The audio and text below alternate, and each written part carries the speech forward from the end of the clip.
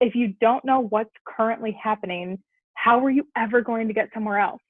Define your Yes.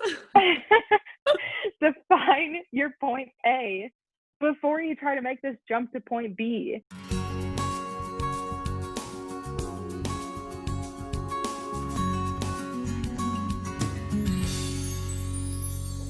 So we're talking about this time freedom. We're talking about why it's important.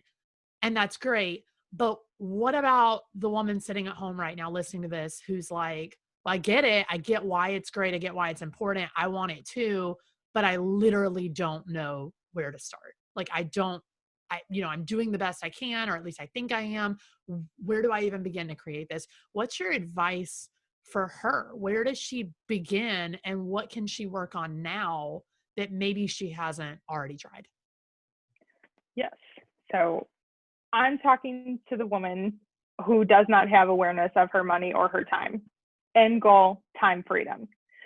First, start by reviewing 2 weeks of expenses. I say 2 weeks because it's not as easy as you think it is. You need to go through your bank account, your credit cards, your Venmo. Pro tip, stop making your Venmo captions jokes. Actually caption them what you're spending the money on, because I cannot tell you how many times I've had a client look at me when we're doing this process and say, well, I made an inside joke and I don't know what I paid her for, like in the caption. So stop that. Just make your Venmo what you're paying. Go through the bank statements, the credit card statements, the Venmo account for an entire 14 days. I say this because that's typically around the time frame of a pay period for somebody in a 9-to-5 job. And then otherwise, 2 weeks is an easy starting point for anybody in the online business space. 2 weeks, everything. Categorize all of it. Get really honest with yourself, and then start multiplying. If you multiply it by 2, you're looking at about 4 weeks or a month of expenses, and then you go on out from there. So what are you spending on a monthly basis? If you want to get really fun, what are you spending on an annual basis? Just based off of this 2-week sample. Then start tracking your time. So we're going reverse on the money, and we're going to go forward for a week on the time. Really audit your activities. And I mean, I don't care if it's printer paper or notebook paper or Post-it notes, whatever you've got around you, you are getting it out when you get up in the morning, and you are tracking all day long. You start a new activity, write it down. You find yourself pulling out your phone, be honest and write it down. There's no punishment for documenting these things. People get so scared to be honest with themselves about where their time is going. If you don't know what's currently happening, how are you ever going to get somewhere else? Define Yes. define your point A before you try to make this jump to point B. When you have information, you can build, strategize, change, move forward. So backwards with your money for 2 weeks, forwards with your time for 1 week, and just be honest. I cannot stress this enough. Lying on this is not going to get you anywhere. You're the only person looking at it. Just be honest with yourself. You're not turning it into a teacher. It's not getting a grade. You're just taking an assessment. And then after your 7 days of tracking all of your time and activities, start totaling that up too. How much time was on your phone? Go back to your screen time report and compare. See if you really were honest with yourself. How much time was spent on work? How much time was spent on cooking or on working out or on cleaning? How much time was spent with friends, family, significant other? Are you happy with that? Can you sit and look at this piece of paper with your time totals and compare it to your money totals? Are you happy with what these are showing you? Because if you're not, here you are at the starting line, and you are the one that gets to decide your finish line. Once you have this starting point, you are able to move forward. You are able to shift into time freedom mode. Now you're aware and you can change things. It cracks me up a little bit, and if you're listening to this and you're offended by me saying I'm laughing, I mean it in the best way. When someone's like, I want to do this, I want to do that, I want to do this, I want to do that, and they have all of these goals and dreams and everything spilling out of them. I want all the time freedom in the world. And I ask, okay, how are you spending your time now? How are you spending your money right now? Can you bring that information to the table really easily? Well, no, I think I like went to Target last week. I think I maybe went to Whole Foods, but I also threw out a lot of my groceries, so I had to go back to Whole Foods. And just like going on and on, I'm like, no, this is not specific enough.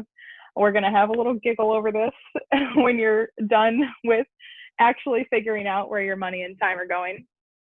But recognize that you can't move toward your goal of time freedom without knowing where you are. And then you can move on.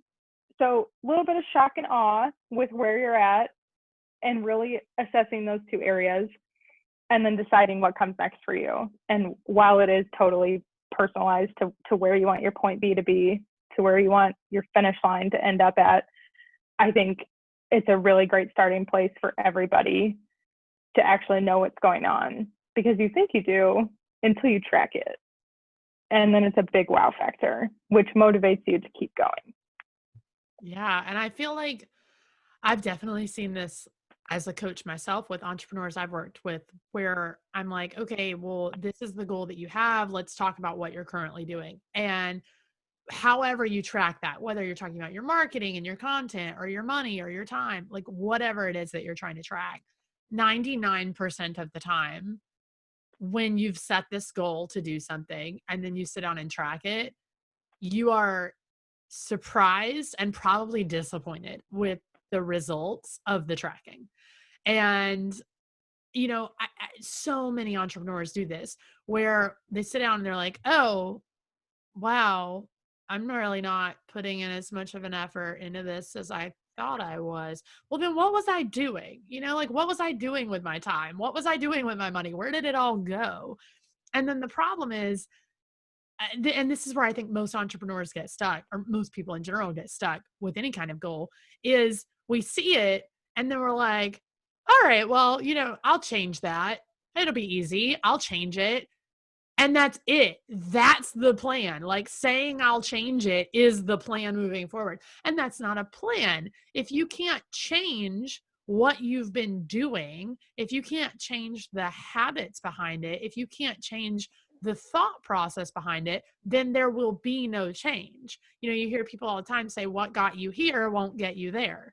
You know, if you have a goal of making X amount of revenue, saving X amount of money, getting out of debt, doing whatever, and you have not done that yet, but you continue to do the things you've always done, you will never be able to achieve that goal. That goes for absolutely anything, not just your money. So I love that you mentioned that regardless of what you want or where you're starting, it's going to take effort. It's just whether or not you're willing to put that effort in. And I think so often we sit around and we go, okay, I'm going to have time freedom. I'm going to set my boundaries and take my weekends off and do this and do that. And then we, you know, walk into the weekend with our laptop and our phone and we're answering all the emails and we're doing all these things. And we're like, wait a minute, where did my weekend go? Well, it's your fault. Look what you did. So I think I love the tips. I think that's a great place to start with, you know, looking at your money for 2 weeks, looking at your time. And I really want to emphasize that part about being honest with yourself. And I know you kind of did, but I just think, especially from a entrepreneur, like business owner perspective, you know, whatever you do, whether, you know, you coach, whether you're working in the financial sector, not, whatever you do, if you have clients or customers of any kind, you are probably working with them in some capacity to force them to be honest with themselves about something. Maybe you're a health coach, you're trying to get them to be honest about their health. Maybe you're a money coach, it's money. Maybe it's marketing. Maybe it's whatever.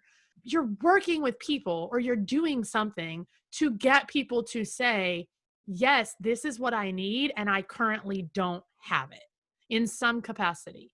And if you're expecting them to say it and then buy into your offer or buy your product or come work with you, but you can't, you know, walk the talk, like you can't be honest with yourself, how are you ever really truly going to help your customer? Right.